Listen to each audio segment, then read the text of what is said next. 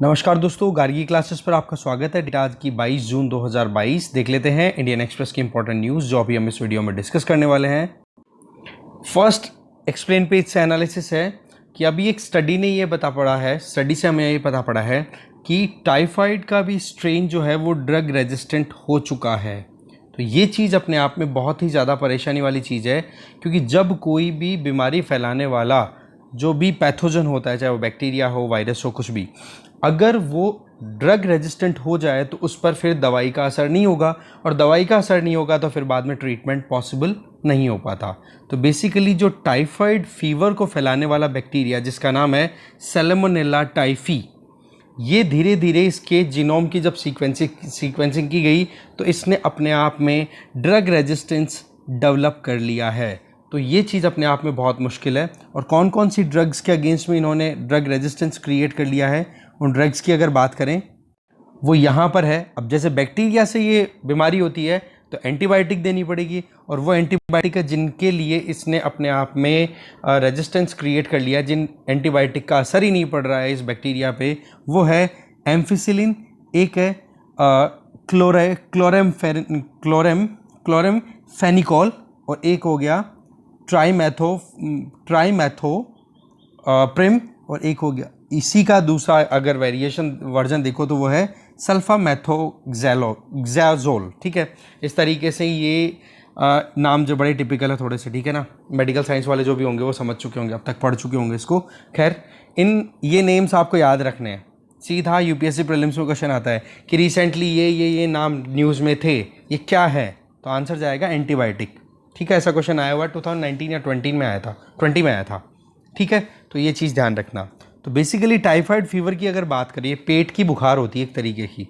ठीक है, typhoid fever की अगर बात करें तो लगभग 11 मिलियन इन्फेक्शन के केसेस आते हैं हर साल, जिनमें से 1 लाख के लगभग डेथ्स हो जाती है। साउथ एशिया में 70% केसेस आते हैं। अब आप देख लो कि हम कितने ज़्यादा वल्नरेबल हैं, क्योंकि साउथ एशिया में सबसे ज़्यादा पॉपुलस कंट्री कौन सा है जी? इंडिया। ठीक है, 2000 से लेकर अभी तक की अगर बात करें तो multi drug resistant S typhi मतलब सैल्मोनेला टाइफी, ये बैक्टीरिया की बात हो रही है, इसका तो डिक्लाइनिंग ट्रेंड देखने को मिल रहा है। पर अभी पिछले कुछ समय में ड्रग रेजिस्टेंट जो स्ट्रेन है इस पर्टिकुलर बैक्टीरिया का, वो डेवलप हो रहा है, जो कि प्रॉब्लम क्रिएट कर सकता है। ठीक है, तो ये चीज़ बताई जा रही है। इसके अलावा ये जो नया स्ट्रेन जो मिल रहा है एंटीबायोटिक रेजिस्टेंट, ये इंडिया, बांग्लादेश, नेपाल और पाकिस्तान में ज़्यादा देखने को मिल रहा है। ठीक है, तो ये चीज़ हमें थोड़ी सी ध्यान रखनी। एक तो जो टाइफाइड फीवर होती है ये एक बैक्टीरियल इन्फेक्शन है, और बैक्टीरिया कौन सा है उसका नाम हमें याद रखना है, सैल्मोनेला टाइफी। इसने अपने आप को इसके कुछ स्ट्रेन ऐसे डेवलप हो चुके हैं जो कि एंटीबायोटिक रेजिस्टेंट बन चुके हैं, ड्रग रेजिस्टेंट बन चुके हैं। और वो एंटीबायोटिक कौन कौन सी है जो कि उस पर काम नहीं कर पा रही हैं, वो यहाँ पर है। सीधे क्वेश्चन इन्हीं में से बनने वाले हैं। ठीक है, और XDR देखो, एक तो होता है MDR मल्टी ड्रग रेजिस्टेंट, एक होता है XDR का मतलब हो गया एक्सट्रीम लेवल तक पहुंच गया ड्रग रेजिस्टेंट, अब तो कोई काम ही नहीं करेगा, कोई ऑप्शन ही नहीं बचा है कि आप किसी भी टाइफाइड के मरीज को आप ट्रीट भी कर सको XDR लेवल पे अगर वो पहुंच गया तो। ठीक है ना, ये वाली बात है। आगे चलते हैं। नेक्स्ट है समर सॉलिस्टाइस 2022 प्रीलिम्स, यूपीएससी प्रीलिम्स का क्वेश्चन का आंसर है सीधा यहाँ पे कि जून 2021 का जो दिन होता है वो नॉर्दर्न हेमिस्फीयर में पूरे साल में सबसे लंबा दिन होता है। सीधा क्वेश्चन था, इस पे सीधा स्ट्रेट क्वेश्चन था। वैसे जीसी लियोंग में आपने पढ़ लिया होगा। ठीक है, तो आप ये एक बार पोजीशन देखो अच्छे से अर्थ का। अर्थ की 2 बार तो पोजीशन ऐसी रहती है जहाँ पर इक्वेटर एकदम बीचों बीच यहाँ पर लोकेटेड है। ठीक है, इक्वेटर मतलब अर्थ का पूरा जो डिस्टेंस है वो एक तरीके से सन से 2 परिस्थितियों में ऑलमोस्ट सेम रहता है। 21 मार्च को होता है स्प्रिंग इक्विनॉक्स, और 23 सितंबर को होता है ऑटमन इक्विनॉक्स। देखो, नॉर्दर्न हेमिस्फीयर में हम रहते हैं तो नॉर्दर्न हेमिस्फीयर के अकॉर्डिंग ही हम यहाँ पर ये स्टडी कर रहे हैं। ओके, क्योंकि नॉर्दर्न हेमिस्फीयर में जो सीज़न होता है उसका जस्ट ऑपोजिट सीज़न होता है सदर्न हेमिस्फीयर में। तो हम नॉर्दर्न हेमिस्फीयर की बात कर रहे हैं, रहते भी ज़्यादातर वर्ल्ड की पॉपुलेशन रहती भी नॉर्दर्न हेमिस्फीयर में, और इंडिया जिसकी हम खुद बात कर रहे हैं वो भी नॉर्दर्न हेमिस्फीयर में आता है। तो ऐसे में आप खुद देख सकते हो कि ये समर सॉलिस्टाइस, इसमें क्या हो रहा है कि 21 जून को ये जो नॉर्दर्न पोर्शन है वो सन रेज सीधी मांग रहा है, मतलब सीधी रिसीव कर रहा है, ठीक है।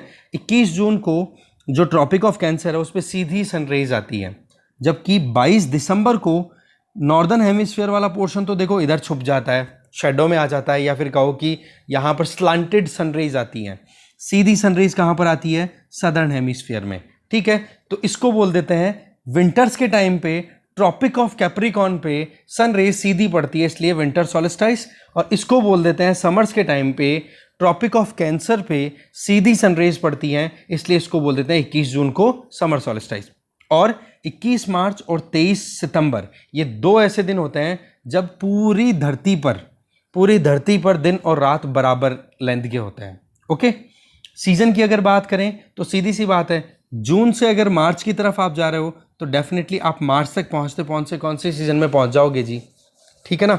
इसी तरीके मतलब सीक्वेंस इस तरीके से आप देखो, मार्च से आप जून की तरफ जाओ, सीक्वेंस को इस तरीके से लो थोड़ा यूं, ओके। तो अगर आप दिसंबर से मार्च की तरफ जा रहे हो तो कौन सा सीजन पास करोगे? विंटर। मार्च से जून की तरफ जाओगे तो स्प्रिंग। जून से फिर आगे की तरफ बढ़ो सितंबर तो समर्स, अभी समर्स ही चल रही है। और फिर उसके बाद में सितंबर से आप अगर दिसंबर की तरफ मूव करोगे तो ऑटमन। इस तरीके से ये ऑटम है ना। तो इस तरीके से 4 सीजन हम नॉर्मली देखते हैं, राइट। तो इन चारों सीजन में कौन सी पोजीशन में अर्थ होती है ये देख सकते हैं। तो ये चीज़ ध्यान रखें कि जब हमारे सर्दियां होती हैं, सर्दियों का मतलब हो गया सदर्न हेमिस्फीयर में सनरेज सीधी पड़ रही हैं, तो उस टाइम पर ही सॉलिस्टाइस होगा। और सॉलिस्टाइस कहाँ पर होगा? ट्रॉपिक ऑफ कैप्रिकॉर्न पे, इसलिए उसको विंटर सॉलिस्टाइस बोल देंगे, क्योंकि नॉर्दर्न हेमिस्फीयर में हम रहते हैं और उस टाइम पर वहाँ पर सॉलिस्टाइस हो रहा है। एग्जैक्टली वैसा ही उसका ऑपोजिट 21 जून को, जो कि कल परसों हुआ, उस टाइम पे नॉर्दर्न हेमिस्फीयर में गर्मियाँ पड़ रही हैं और सनलाइट है वो सीधा का सीधा स्ट्राइक कर रही है एकदम परपेंडिकुलरली, कहाँ पे? Tropic of Cancer. इसलिए इसको बोल दिया समर सॉलिस्टाइस, क्योंकि हम नॉर्दर्न हेमिस्फीयर में रहते हैं और जून के टाइम पे हम गर्मियां महसूस कर रहे हैं, इसलिए समर बोल दिया। बस यही चीज़ बताई हुई है। तो ये सारा जो सिनेरियो बन रहा है, इसके पीछे का इक्वेशन, ये इतना इसके पीछे का ये वेरिएशन के पीछे कारण क्या है? तो वो है कि अर्थ का अपनी एक्सिस के ऊपर 23.5 डिग्री एंगल से टिल्टेड होना, ठीक है, झुकी हुई है, इसका ही असर है। क्योंकि यहाँ पर अगर आप देखो तो अगर ये अर्थ टिल्टेड ना होती और एकदम स्ट्रेट यूं होती तो हर बार, मतलब साल में पूरे टाइम पर सीजन चेंज ही नहीं होता, क्योंकि पूरे साल आपको सीधी लाइट मिलती। पर ये टिल्टेड है ना, इसमें क्या सीन बन रहा है टिल्टेड में कि जब सदर्न हेमिस्फीयर में ये सनलाइट की सीधी लाइन आती है, उस टाइम पे नॉर्दर्न हेमिस्फीयर टिल्टेड होता है, तो वो उस तरीके से यहाँ पर सनलाइट सीधी नहीं पड़ने की वजह से विंटर्स आ जाती हैं, सीजन चेंज। एग्जैक्टली आप यहाँ पर देख सकते हो कि जब समर सॉलिस्टाइस आता है तो उस टाइम पर आपको नॉर्दर्न हेमिस्फीयर में तो सीधी सनलाइट मिलेगी, जबकि सदर्न हेमिस्फीयर आपका क्या हो जाएगा? शैडो में छुप जाएगा। तो इसी वजह से आप देख सकते हो कि 6-6 महीनों तक लगातार दिन या रात बने रहते हैं। कहाँ पर? पोल्स पर। जैसे अगर हम यहाँ पर इस पोजीशन की बात करें, कहाँ से? इस पोजीशन से लेकर के और इस पोजीशन तक पहुँच जाओ, और इस पोजीशन से भी यहाँ तक जब तक आओगे, ये पूरा राउंड जब तक कंप्लीट होगा, यहाँ से ये राउंड पूरा कंप्लीट होगा, या फिर आप ये मानो कि यहाँ से यहाँ तक का राउंड जो कंप्लीट हो रहा है, उसमें तो सदर्न पोल पे ये 6 महीने का टाइम हो गया, ऑटम और विंटर का पूरा टाइम। सदर्न हेमिस्फीयर में आपको दिन मिलेगा 6 के 6 महीने। फिर इस वाले आधे पार्ट में यहाँ से यहाँ तक ले लो, मार्च से लेकर के सितंबर, ठीक है, जिसमें आपकी स्प्रिंग और समर दोनों आ गई, उसमें आपको नॉर्दर्न पोल पे तो मिलेगी 6 के 6 महीने दिन, पर ये बचा हुआ नीचे का जो पोर्शन है जिसको हम बोल रहे हैं सदर्न हेमिस्फीयर, वहां पर रहेगी रात। तो इस तरीके से जो है पोलर रीजन में 6-6 महीनों तक रात और दिन होना भी इस टिल्ट की वजह से ही है। इसका मतलब अगर ये टिल्टेड नहीं होती अर्थ अपनी एक्सिस पे, तो ना तो सीजन होता, ना वेरिएशन होता, ना ही जो ट्रॉपिक ऑफ कैंसर और ट्रॉपिक ऑफ कैप्रिकॉर्न के ऊपर जो हमें सनरेज मिलती है उनमें वेरिएशन देखने को मिलता। ये सारी चीज़ें पॉसिबल क्यों है? क्योंकि टिल्ट है, ठीक है। ये डेट्स आप जरूर ध्यान रख लेना भाई, ये बड़ी इंपॉर्टेंट डेट्स हैं, ठीक है। 21, 23, 22 डन, ठीक है। मार्च में 3 महीने जोड़ दो जून में 3 महीने जोड़ दो सितंबर में 3 महीने जोड़ दो दिसंबर, 3-3 महीने के गैप पे हो जाएगा हर एक क्वार्टर में, ठीक है। और 21, 23, 22, तो क्वेश्चन था इस वाले पोर्शन से कि नॉर्दर्न हेमिस्फीयर में सनलाइट सबसे ज़्यादा कब मिलेगी, ठीक है ना। तो उसका आंसर था 21 जून वाला, उसमें स्टेटमेंट आप देखोगे समझ में आ जाएगा और आपको। तो ये है पूरा सिनेरियो, ठीक है। और तो बाकी देखा जाए तो 23.5 डिग्री नॉर्दर्न लैटिट्यूड, देखो अर्थ को हम लैटिट्यूड और लॉन्गिट्यूड्स में डिवाइड करते हैं, ठीक है, जिससे कि कन्वीनियंस रहे समझने में। तो लैटिट्यूड आपको पता है इस तरीके से हॉरिजॉन्टल लाइंस होती हैं, तो ऐसे में 0 डिग्री इक्वेटर से ऊपर की तरफ जाओ 23.5 डिग्री तक, तो 23.5 डिग्री नॉर्दर्न लैटिट्यूड को बोलते हैं Tropic of Cancer, 23.5 degree southern latitude को बोलते हैं ट्रॉपिक ऑफ कैप्रिकॉर्न। तो 23.5 पर ही क्यों, क्योंकि 23.5 डिग्री पर टिल्टेड है, और उसी का इक्वेशन यहाँ पर हमें इम्पैक्ट डालता हुआ दिखता है हमारी अंडरस्टैंडिंग के लिए कि 23.5 डिग्री के ऊपर अर्थ अपनी एक्सिस पे टिल्टेड है। तो इससे क्या है कि अर्थ पर जो सन रेज हमें मिलती है वो ट्रॉपिक ऑफ कैंसर पर मिलती है और ट्रॉपिक ऑफ कैप्रिकॉर्न इसी रेंज में वेरी करती है, इसी रेंज में सन है, सन का मूवमेंट रहता है। बाकी इसके ऊपर जैसे जैसे हम जाएंगे ट्रॉपिक ऑफ कैप्रिकॉर्न से नॉर्दर्न पोल की तरफ, और ट्रॉपिक ऑफ कैंसर से नॉर्दर्न पोल की तरफ, ट्रॉपिक ऑफ कैप्रिकॉर्न से सदर्न पोल की तरफ, तब आपको वहां पर क्या है, सनलाइट स्ट्रेट या सीधी स्ट्राइक करती हुई नहीं मिलेगी। सीधी स्ट्राइक करने की रेंज जो है वो कितनी है, 23.5 डिग्री नॉर्थ और 23.5 डिग्री साउथ के बीच का एरिया, ठीक है। फिर 66.5 डिग्री नॉर्थ जो होता है यहाँ पे, ये ऊपर वाला, इसको आर्कटिक सर्कल बोलते हैं। और इसके बाद में साउथ की बात करो तो 66.5 डिग्री सदर्न जो लैटिट्यूड है उसको एंटार्क्टिक सर्कल बोल दिया जाता है, ठीक है ना। और इक्विनॉक्स का मतलब क्या होता है, जो कि मार्च और सितंबर में आता है।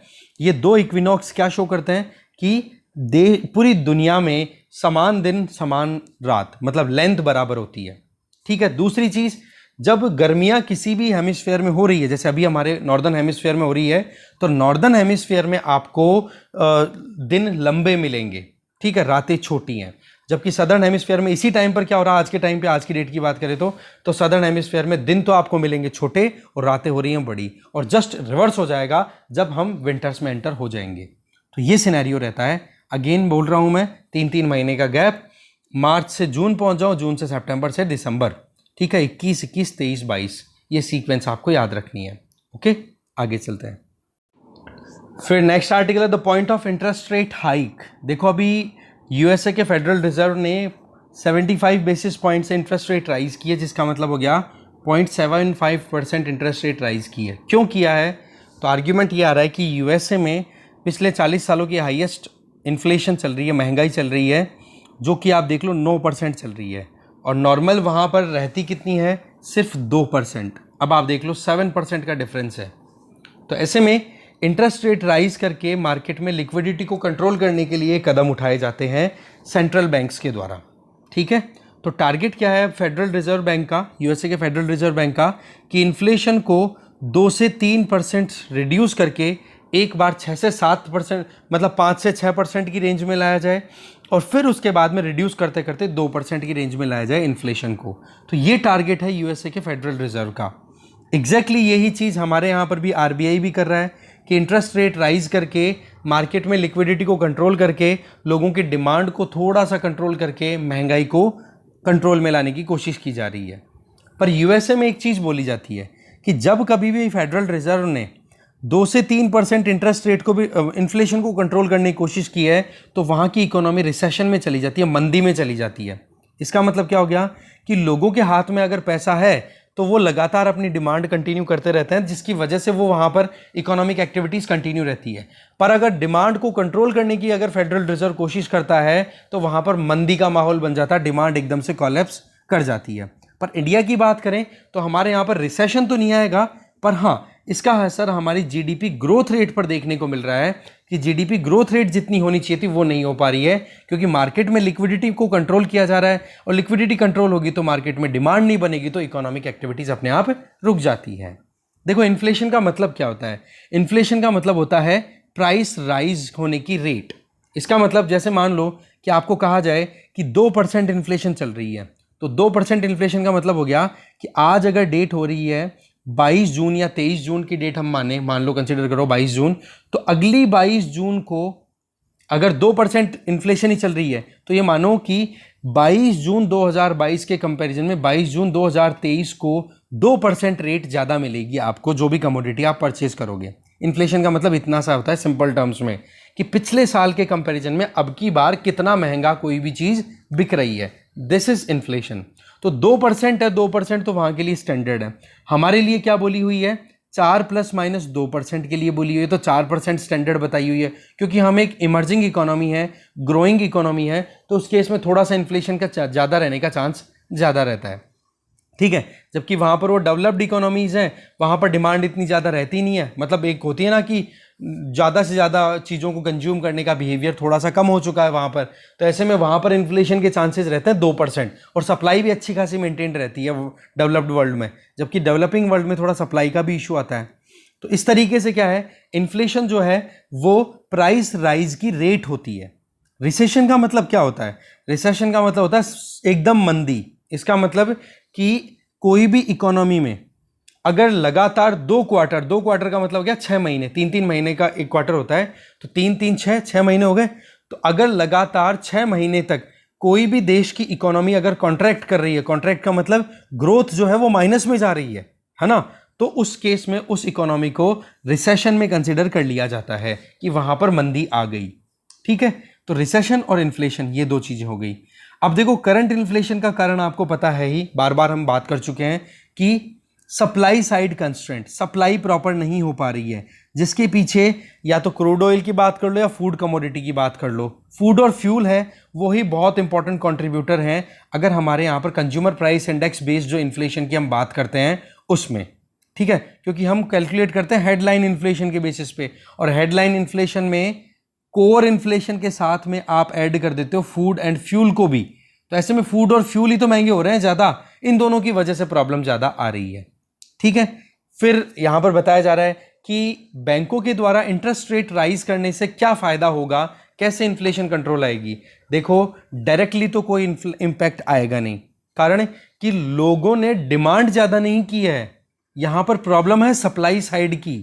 ठीक है, अब सप्लाई अगर जब तक बढ़ेगी नहीं तब तक तो ये महंगाई अपने आप बनी रहेगी। दूसरी चीज, इस परिस्थिति को ज्यादा बिगड़ने से रोका जा सकता है बस अगर आप इंटरेस्ट रेट राइज कर दोगे, तो लोग जल्दी से लोन नहीं लेंगे, और लोन नहीं लेंगे तो मार्केट में नए प्रोडक्ट की डिमांड नहीं बनेगी। मान लो कोई कार खरीदना चाहता है, जैसे यहाँ का एग्जांपल ही है, कार खरीदना चाहता है तो कार लोन पे लेगा वो, तो इंटरेस्ट रेट ज़्यादा होगी तो वो पोस्टपोन कर देगा, अरे यार ब्याज अभी ज़्यादा लग रहा है, अभी नहीं, बाद में लेते हैं एक बार। ठीक है, तो उस केस में वो लोन लेने से मना करके कार को एक बार होल्ड पे रख देगा। तो इस केस में नई कार मार्केट में लॉन्च नहीं होगी तो वहां पर फ्यूल की डिमांड भी एक्स्ट्रा नहीं बनेगी, तो आपने फ्यूल की डिमांड को तो कंट्रोल कर दिया। इस केस में आपने इनडायरेक्टली तो कंट्रोलिंग कर दी, पर सवाल यह है कि एक इंडिविजुअल जिसने डिसाइड कर लिया कि मुझे कार लेनी ही है चाहे ब्याज कुछ भी हो, तो वो लेगा, है कि नहीं। तो इस केस में गवर्नमेंट या फिर वो आरबीआई, गवर्नमेंट का नाम गलत आ गया, आरबीआई या फिर जो भी सेंट्रल बैंक्स हैं, वो अपनी तरफ से हायर इंटरेस्ट रेट करके लोगों की डिमांड को कंट्रोल करना चाहते हैं। तो बोला वहां पर आप इतना कंट्रोल नहीं कर सकते हो, क्योंकि लोगों का इंटेंशन क्या है, सोचा क्या है, भाई बेटी की शादी फिक्स कर दी। हमारे यहाँ पर मैं आपको ट्रेंड बताता हूँ, बेटी की शादी फिक्स कर दी, बेटी की शादी में कार देनी है, चाहे बेटे वालों ने मांगी नहीं हो, तो वो देनी है तो देनी है, फिर चाहे कार आप कितनी महंगी दे दो, कार आएगी रोड पे। ठीक है, तो ये जो है ये कल्चर पे भी डिपेंड करता है, इंटेंशन पे भी डिपेंड करता है, पब्लिक का मूड क्या है। तो ऐसी परिस्थितियों में यूएस फेडरल रिजर्व के जो चेयर हैं, ठीक है, पॉवेल, उनसे पूछा गया कि आप ये बताओ इंटरेस्ट रेट राइज करके क्या इन्फ्लेशन को कंट्रोल तो कर लोगे क्या। एग्जैक्टली वही आंसर आरबीआई के गवर्नर ने भी दिया, बोले ये हमारे बस की बात ही नहीं है, ये इन्फ्लेशन तो लोगों के मूड पर डिपेंड करता है, केवल और केवल आरबीआई कर सकता है वो है मॉनेटरी पॉलिसी से इंटरेस्ट रेट को अप एंड डाउन करके मॉनेटरी जो मनी का सर्कुलेशन है उसको कंट्रोल कर सकता है। बाकी जो चीज़ें हैं, सप्लाई का काम हो गया, अब यूक्रेन रशिया का युद्ध, उसमें आरबीआई और फेडरल रिजर्व क्या कर सकते हैं जी। दूसरी चीज़, कोई कंट्री अगर एक्सपोर्ट पे बैन लगा दे तो उस बैन पे आरबीआई और फेडरल रिजर्व क्या कर सकता है जी, कुछ नहीं कर सकता। तो ऐसी परिस्थितियों में बोला हम तो हमारे पास में जो इंस्ट्रूमेंट्स है ना केवल उनका यूज़ करते हैं, काम करना नहीं करना वो सिचुएशन पर डिपेंड करता है। जबकि आज की इंडिया में जो महंगाई है या इंटरनेशनली जो भी महंगाई देखने को मिल रही है वो फूड और फ्यूल की वजह से देखने को मिल रही है, जो कि सप्लाई साइड इशू है, ना कि डिमांड साइड इशू। ठीक है, तो बोले ये प्रॉब्लम जब तक सॉर्ट आउट नहीं होगी तब तक महंगाई को कंट्रोल करना बहुत दूर की बात है। पर वही बात है, बैंक करे तो क्या करे, इन्फ्लेशन टारगेटिंग लेकर के चल रहे हैं, वहां पर 2% का टारगेट है यूएसए में, यहाँ 4% का टारगेट है, 4 ± 2%, तो उस केस में यहाँ पर काम तो करना पड़ेगा ही ना। ठीक है, फिर देखने वाली बात यह है कि आगे क्या ऑप्शन निकल के आता है। ठीक है, एक देखो इन्फ्लेशन के जस्ट ऑपोजिट एक बिहेवियर, जब प्राइस राइज की बजाय प्राइस डाउन होने लग जाए कि पिछले साल के कंपैरिजन में अब की बार चीज़ें सस्ती बिक रही हैं, तो उस परिस्थिति को डिफ्लेशन बोल दिया जाता है। ठीक है, तो ये चीज़ें आप थोड़ी सी ध्यान रखोगे। बाकी फिर भी देखा जाए तो ऐसी बात भी नहीं है कि इंटरेस्ट रेट राइज करने से कुछ नहीं होगा, थोड़ा सा फर्क पड़ता है। लोग जो हैं वो कुछ डिमांड कर रहे हैं, उनमें से कुछ लोग एक बार होल्ड पे भी रख देते हैं ज़्यादा ब्याज की दर होने की परिस्थितियों में, पर वही चीज़ें उतना इफेक्टिव नहीं है जितना हम सोच रहे हैं कि हाँ जी जादू की छड़ी घुमा दी आरबीआई और उसने फेडरल रिजर्व ने कंट्रोल आ जाएगा। नहीं, प्रॉब्लम सप्लाई की है, थोड़ा सा सप्लाई इंक्रीज होने की ज़रूरत है, और वो देखो टाइम पर डिपेंड करता है क्या होता है। आगे चलते हैं। नेक्स्ट आर्टिकल है इंडियाज इमर्जिंग ट्विन डेफिसिट। देखो अगर हम बात करें आज की दुनिया में, हाल ये बताया जा रहे हैं और इंडिया के लिए भी कुछ प्रेडिक्शंस ऐसी लगाई जा रही है कि एक स्टैगफ्लेशन की सिचुएशन आने वाली है। स्टैगफ्लेशन, स्टैग्नेंट इन्फ्लेशन, दोनों का मिला करके स्टैगफ्लेशन। स्टैग्नेंट का मतलब हो गया इकोनॉमिक ग्रोथ तो हो नहीं रही है, इकोनॉमी फंसी पड़ी है, तो क्या बोलेंगे स्टैग्नेंट इकोनॉमी, प्लस महंगाई बढ़ती चली जा रही है, इन्फ्लेशन।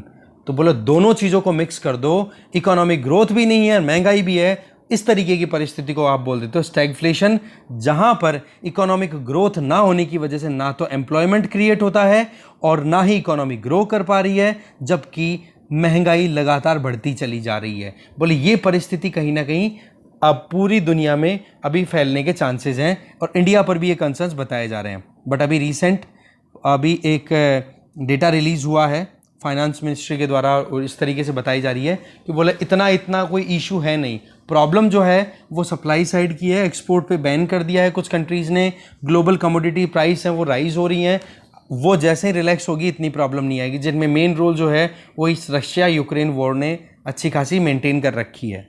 ठीक है जी। अब देखो ट्विन डेफिसिट की बात करें तो ट्विन डेफिसिट में हम दो डेफिसिट्स की बात करेंगे, एक तो फिस्कल डेफिसिट और एक होती है करंट अकाउंट डेफिसिट। पहले हम बात कर लेते हैं ट्विन का मतलब दोनों डेफिसिट्स की बात करें। फिस्कल डेफिसिट, देखो गवर्नमेंट जो है वो अपनी आमदनी बनाने के लिए दो तरीके अपनाती है, एक तो कैपिटल रिसिप्ट आती है गवर्नमेंट के पास में, एक रेवेन्यू रिसिप्ट। अब जो इनकम है गवर्नमेंट की उसकी हम बात कर रहे हैं, ठीक है, इनकम का मतलब गवर्नमेंट के पास में जो पैसा आता है, इन दोनों को मिला दो तो ये टोटल रिसिप्ट आ गई।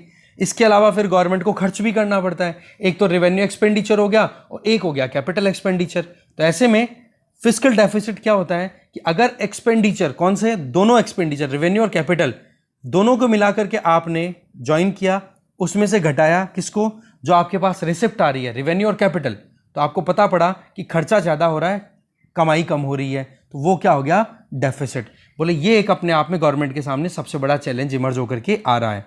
या फिर ये कह दो कि सरकार खर्चा ज़्यादा कर रही है आमदनी से ज़्यादा, तो खर्चा ज़्यादा करने के लिए क्या करना पड़ेगा जी, अगर आमदनी नहीं है तो कर्जा लेना पड़ेगा कि नहीं, इसका मतलब सरकार कर्जा ज़्यादा ले रही है। फिस्कल डेफिसिट का मतलब सरकार पे कर्जा है, सीधी सीधी बात है, कर्जा लेने की टेंडेंसी, ठीक है, क्योंकि एक्सपेंडिचर ज़्यादा है इनकम से ज़्यादा, ठीक है। तो ऐसी परिस्थितियों में सरकार क्या करेगी, मार्केट से पैसा उठाएगी, मार्केट से पैसा उठाएगी तो प्रॉब्लम क्या हो जाती है, मार्केट में लिक्विडिटी कम हो जाएगी।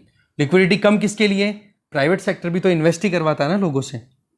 तो ऐसे में अगर गवर्नमेंट मार्केट में बॉन्ड रिलीज करके पैसा उठा लेती है तो मार्केट में पैसा बचेगा नहीं, पैसा नहीं बचेगा तो लोग फिर प्राइवेट सेक्टर में इन्वेस्ट नहीं करेंगे, और प्राइवेट सेक्टर में, प्राइवेट एक्टिविटीज़ में अगर इन्वेस्टमेंट नहीं आएगा तो गवर्नमेंट अकेली नहीं झेल सकती इतनी बड़ी इकोनॉमी को, है कि नहीं।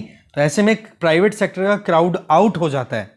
वैसे तो गवर्नमेंट अपनी तरफ से पूरी कोशिश कर रही है कि प्राइवेट सेक्टर इन्वेस्टमेंट साइकिल जो वो सस्टेन करे, पर वही बात है कि जिस तरीके से अभी काम किए जा रहे हैं, क्योंकि फिस्कल डेफिसिट अगर लगातार बना रहता है तो उस केस में गवर्नमेंट को मार्केट से उधार लेना पड़ेगा। अब उधार देने वाली तो जनता ही है ना, अब उसमें से गवर्नमेंट भी उधार ले रही है, प्राइवेट सेक्टर भी उधार ले रहा है, तो आप बताओ किसको उधार ज़्यादा मिलेगी, गवर्नमेंट को, क्योंकि लोगों को ज़्यादा विश्वास किस पे है, गवर्नमेंट पे।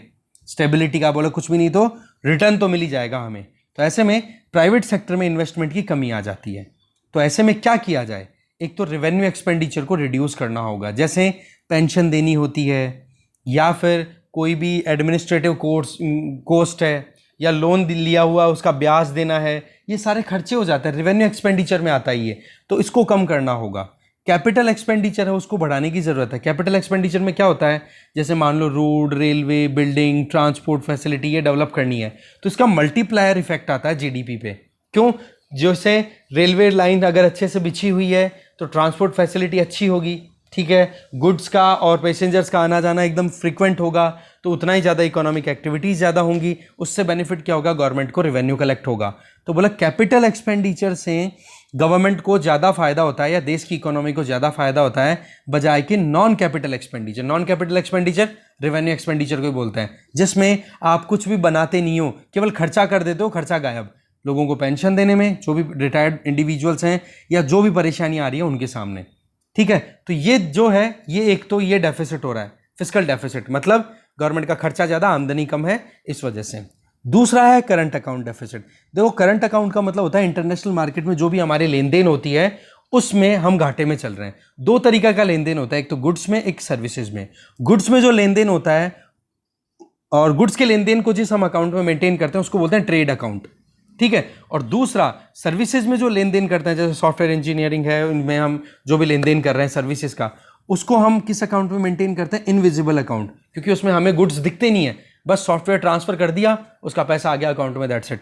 तो इस तरीके से इंटरनेशनल ट्रेड को हम दो पार्ट्स में, सेगमेंट में कवर करते हैं और करंट अकाउंट उसको ओवरऑल बोल देते हैं। इसका मतलब करंट अकाउंट में आप ट्रेड अकाउंट और इनविजिबल अकाउंट दोनों को ऐड करके बात करते हो, ठीक है। तो ट्रेड अकाउंट में डेफिसिट का मतलब क्या होता है कि जब हम कोई भी चीज़ इंपोर्ट कर रहे हैं, चीज़ मतलब कोई भी गुड, ठीक है, वो अगर हम इंपोर्ट कर रहे हैं उसका पैसा हमें ज़्यादा देना पड़ रहा है, ठीक है, और जो एक्सपोर्ट हो रहा है उसका पैसा हमें कम मिल रहा है। समझना कि कैसे हम ट्रेड में डेफिसिट में जा रहे हैं, कि जो हम एक्सपोर्ट करते हैं उसके बदले में हमें डॉलर्स मिलेंगे, उनमें तो आ रही है कमी, और जो हम इंपोर्ट करते हैं उसमें हमें बाहर डॉलर्स भेजने पड़ेंगे, पेमेंट करना पड़ेगा, उसमें आ रही है ज़्यादा। तो एक्सपोर्ट का पेमेंट ज़्यादा हो रहा है, इंपोर्ट का पेमेंट ज़्यादा हो रहा है, एक्सपोर्ट की इनकम कम हो रही है, इस वजह से ट्रेड डेफिसिट, ठीक है। तो ये ट्रेड डेफिसिट तो कंटिन्यू। दूसरा, इनविजिबल अकाउंट में मान लो सर्विस हम ज़्यादा एक्सपोर्ट कर रहे हैं और सर्विस इंपोर्ट हम कम कर रहे हैं, तो हमें एक्सपोर्ट का बेनिफिट ज़्यादा हो रहा है, तो इनविजिबल अकाउंट तो फिर भी प्लस में है, बट ट्रेड अकाउंट है वो माइनस में है। ओवरऑल दोनों को ऐड करके देखें तो हमारे पास में ये निकल के आता है कि हमारे यहाँ पर करंट अकाउंट जो है वो प्लस में ना जाकर के डेफिसिट में जा रहा है। क्यों? क्योंकि हम इंपोर्ट ज़्यादा करते हैं, इंपोर्ट ज़्यादा करेंगे तो मार्केट में हमारे यहाँ से डॉलर्स में पेमेंट जाएगा बाहर की तरफ, ठीक है, डॉलर निकलेंगे बाहर की तरफ, शॉर्टेज आएगी कि नहीं डॉलर की। दूसरी तरफ यहाँ पर हम चले जाएंगे डेफिसिट में, घाटे में जा रहे हैं, कि बेच तो कम रहे हैं, खरीद ज़्यादा रहे हैं, तो घाटा अपने आप ही हो गया। इसके अलावा फाइनेंस मिनिस्ट्री के द्वारा ये भी बताया जा रहा है कि आज जिस तरीके से हम क्रूड ऑयल इंपोर्ट करते हैं या कोई भी कमोडिटी इंपोर्ट करते हैं, तो वो ज़्यादा होने की वजह से भी कहीं ना कहीं करंट अकाउंट डेफिसिट बढ़ रहा है। कारण क्या है? आज आपको पता है कि रुपी और डॉलर के बीच का ट्रेड जो है या एक्सचेंज है, उसमें डॉलर बहुत ज़्यादा स्ट्रांग हो चुका है रुपी के कंपैरिजन में। तो ऐसी परिस्थितियों में जब हम इंपोर्ट ज़्यादा करते हैं तो $1 के कंपैरिजन में पहले 70 रुपये पे करते थे, आज हमें 77-78 रुपये पे करने पड़ते हैं, तो हमारे पॉकेट पे तो लोड आ ही गया ना, है कि नहीं। दूसरी चीज़ क्या हो रही है कि यूएसए के फेडरल रिजर्व ने जैसे इंटरेस्ट रेट राइज की है, तो हमारे यहाँ पर जो फॉरेन पोर्टफोलियो इन्वेस्टर्स हैं, टेम्परेरी फॉरेन इन्वेस्टर्स इसको ये के बोल सकते हैं, वो पैसा निकाल रहे हैं। वो पैसा किस टर्म में निकालेंगे जी? किसकी फॉर्म में निकालेंगे? डॉलर। तो डॉलर की डिमांड और बढ़ गई। और एक चीज़ ध्यान रखना, जिस चीज़ की डिमांड ज़्यादा होती है वो अपने आप महंगा हो जाता है। तो ऐसी परिस्थितियों में डॉलर की डिमांड फॉरेन पोर्टफोलियो इन्वेस्टर्स के द्वारा ज़्यादा की जा रही है, वो निकाल के लेके जा रहे हैं पैसे को इंडिया से। तो इंडिया के मार्केट में रुपये की लिक्विडिटी तो वक्की रह गई और डॉलर की लिक्विडिटी हो गई कम। तो जो कम होता है वो अपने आप ही भाव बढ़ा लेता है अपना, ठीक है। तो इस तरीके से डॉलर के कंपैरिजन में रुपी जो है वो और ज़्यादा डिक्लाइन कर रहा है, तो जो कि हमें और ज़्यादा प्रॉब्लम क्रिएट करेगा। क्यों? अल्टीमेटली आज $1 बराबर 78 रुपये है, तो मान लो 85 रुपये तक पहुंच गया, तो हमें तो $1 का ही माल मिल रहा है ना, पेमेंट हमें 85 रुपये में करना पड़ेगा। तो ये करंट अकाउंट डेफिसिट को और बढ़ा देता है। तो इंपोर्ट का बढ़ना और रुपी का डेप्रिशिएट करना हमारे लिए नुकसान वाली चीज़ है, क्योंकि हम इंपोर्ट पे ज़्यादा डिपेंड करते हैं। इक्वेशन थोड़ी सी रिवर्स हो जाए ना कि एक्सपोर्ट ज़्यादा हो रहा है हमारे यहाँ से, तो फिर हम प्लस में आ जाएंगे। फिर क्या है, रुपी डेप्रिशिएट होने के बावजूद भी हमारे एक्सपोर्टर्स हैं वो बेनिफिट उठा लेंगे, जैसे चाइना उठाता है, ठीक है। तो ये इक्वेशन थी, आगे चलते हैं। देखो नेक्स्ट आर्टिकल है, इजराइल में फिर से इलेक्शन होने की नौबत आ गई है, ठीक है। पिछले कितने सालों की बता रहे हैं यहाँ पे, 2019 से 2021 4 इलेक्शन तो ऑलरेडी हो चुके हैं, 5वां इलेक्शन होने वाला है इजराइल में। इसके पीछे प्रॉब्लम क्या है? प्रॉब्लम या फिर पॉइंट क्या है? देखो, एक तो कोalition गवर्नमेंट बनती है, वहाँ पर क्लियर कट मेजोरिटी किसी भी पार्टी को नहीं मिलती, क्योंकि वहाँ पर सिस्टम कौन सा है? Proportional representation. प्रोपोर्शनल रिप्रेजेंटेशन में क्या होता है जी? पॉलिटिकल पार्टीज जो हैं वो चुनाव लड़ती है, ना कि पॉलिटिकल कैंडिडेट। हमारे यहाँ पर पॉलिटिकल पार्टी से एसोसिएशन तो रखते हैं कैंडिडेट्स, पर हम वोट किसके नाम पर देकर आते हैं? उस पॉलिटिकल कैंडिडेट के नाम पर। बटन जो दबता है वो नाम के आगे दबाया जाता है। जबकि इजराइल में क्या होता है? पॉलिटिकल पार्टीज़ के नाम पर वोटिंग दी जाती है। अब पॉलिटिकल पार्टी ABCDEFGHIJ के लंबी लिस्ट बना लो आप, ठीक है, मल्टी पार्टी सिस्टम है, लंबी लिस्ट बना ली। अब वोटिंग हुई, वोटिंग में मान लो एक पॉलिटिकल पार्टी को मिल गए, जितने टोटल वोट्स कास्ट हुए थे उनमें से मान लो एक पॉलिटिकल पार्टी को 30% मिल गए, एक को 20 मिल गए, एक को 10 मिल गए, एक को 5 मिल गए, एक को 3, ऐसे ऐसे करते करते करते टोटल वोटिंग इस तरीके से आता है। अब प्रोपोर्शनल रिप्रेजेंटेशन है तो आपको वोट मिल गए। अब इस पार्टी को कितने वोट मिले? 30% वोट मिले टोटल कास्ट वोट में। अब इजराइल की जो पार्लियामेंट है ना, उसको कैनेसेट बोलते हैं ना, कैनेसेट, ठीक है। अब यहाँ पर टोटल सीट्स हैं 120। अब 120 सीटें हैं तो सरकार किसकी बनेगी? जिसके पास में 50% प्लस 1 सीट हो। कितनी है? 61 सीटें होनी चाहिए। अब 61 सीटें अगर देखें तो 120 सीटों का आप 30% कैलकुलेट कर लो, 12 36, लगभग 36 सीटें इस पॉलिटिकल पार्टी के पास में आएगी, 20 इसके पास में। मतलब जिस पॉलिटिकल पार्टी को जितने परसेंट वोट मिले हैं उतनी परसेंट सीटें उसको पार्लियामेंट में मिल जाएगी। समझ गए? अब जैसे मान लो पॉलिटिकल पार्टी ए है तो इस पॉलिटिकल पार्टी को पार्लियामेंट में कितनी सीटें मिलेगी? 120 का 30% निकाल लो, 36 सीटें मिल जाएंगी।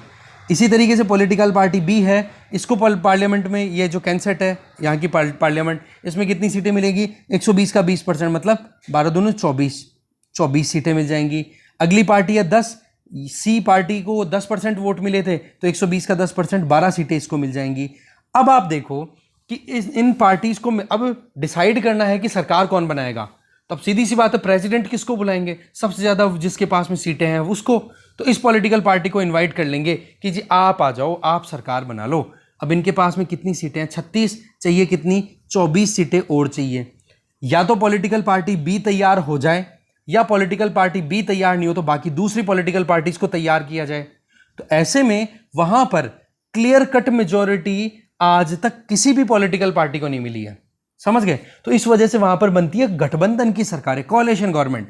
और हर कोalition गवर्नमेंट में अभी तक ये देखा गया है कि कम से कम 8 से 12 पार्टीज का कंट्रीब्यूशन रहा है। तो 8 से 12 पार्टियां मिलकर के सरकार बनाएंगी तो वही यूपीए सरकार जैसा हाल हो जाएगा। कैसे वो अपने आप में सरकार को कंटिन्यू कर पाएंगे? कब कौन सा अपना समर्थन हटा दे उसी टाइम पर सरकार डाउन। एग्जैक्टली यही प्रॉब्लम हो रही है कि पिछले 2-3 सालों में 4 चुनाव हो चुके हैं, 5वें चुनाव के लिए इजराइल रेडी है। समझ गए? अब इसके लिए आपको क्या करना है मैं आपको बताता हूँ।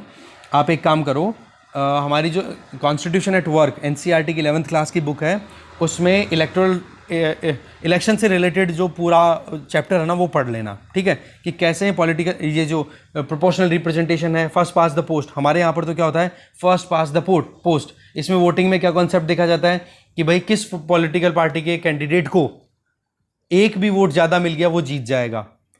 ठीक है, हमारे यहाँ पर ये सिस्टम थोड़े ना है कि 50% प्लस 1 वोट मिलेंगे वही कैंडिडेट जीतेगा। जबकि प्रोपोर्शनल रिप्रेजेंटेशन में ये देखा जाता है 50% से ज़्यादा वोट मिलने चाहिए, तब जाकर के वो बंदा कैंडिडेट है वो जीता हुआ माना जाता है। जबकि हमारे क्या, फर्स्ट पास द पोस्ट। इसका मतलब एक वोट आपने डाला, जिसके पास में सबसे ज़्यादा वोट है, चाहे सबके कंपेरिजन में एक ही वोट ज़्यादा क्यों ना हो उस कैंडिडेट के पास में, वो विनर डिक्लेयर कर दिया जाता है। तो वो थोड़ा सा सिस्टम आप एक बार पढ़ लो, बेसिक क्लियर हो जाएगा, समझ में आ जाएगा।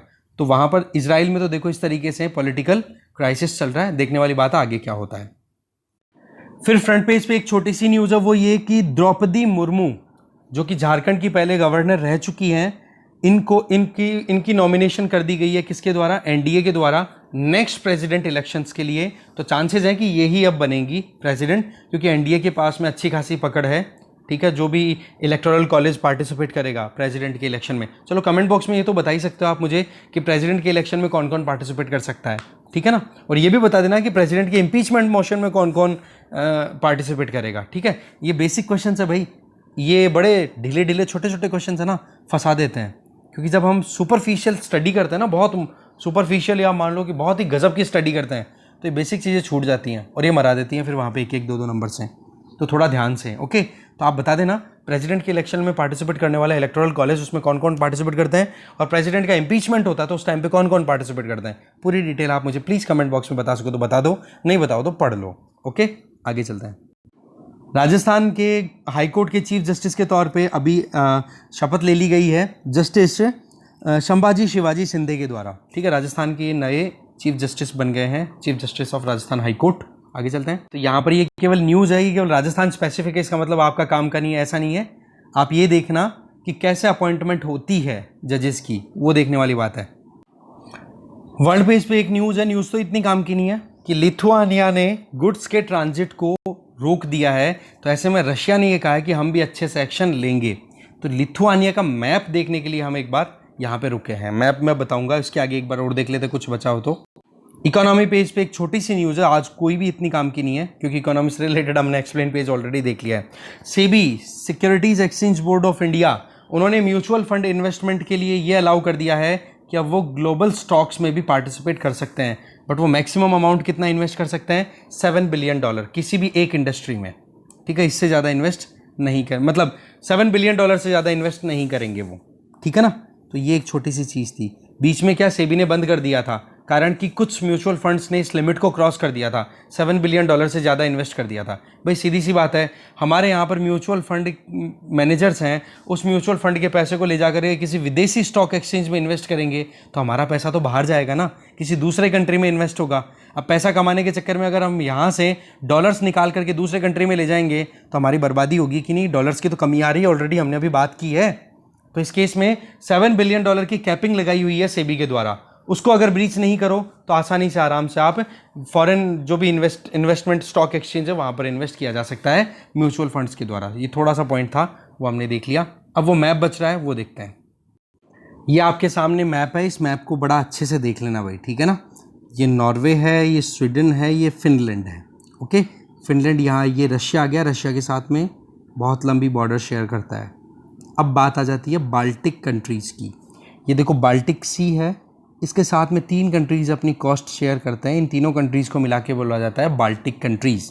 एक तो है एस्टोनिया, एक है लाटविया, एक है लिथुआनिया। ये है लिथुआनिया, इसकी कैपिटल यहाँ पर देख सकते हो विल्नियस, ठीक है। लाटविया की रीगा, इसी तरीके से एस्टोनिया की टैलिन, ये कैपिटल्स हैं, ओके। इसके अलावा गल्फ ऑफ फिनलैंड, इसके साथ में कौन कौन से कंट्रीज़ अपनी कोस्टल लाइन शेयर कर रहे हैं, रशिया, फिनलैंड खुद और एक एस्टोनिया। इसके अलावा ऊपर देख सकते हो गल्फ ऑफ बोथनिया, इसके साथ में अपनी कोस्टल लाइन कौन से कंट्री शेयर कर रहे हैं, फिनलैंड एंड स्वीडन। स्वीडन की कैपिटल है स्टॉकहोम, फिनलैंड की कैपिटल है, स्वीडन की कैपिटल है स्टॉकहोम, फिनलैंड की कैपिटल है हेलसिंकी, और नॉर्वे की कैपिटल है ओस्लो, ठीक है। इस तरीके से आ गया, बाल्टिक हो गया। ये थोड़ा ध्यान से पढ़ लेना भाई, ये नॉर्थ सी आ जाता है इधर, ओके। और इसमें आपको कोई भी इंपॉर्टेंट लोकेशन लगे जिस पर नज़र डालनी है प्लीज़ ज़रूर देख लीजिएगा, ओके। इधर आप देख सकते हो लिथुआनिया किस किस के साथ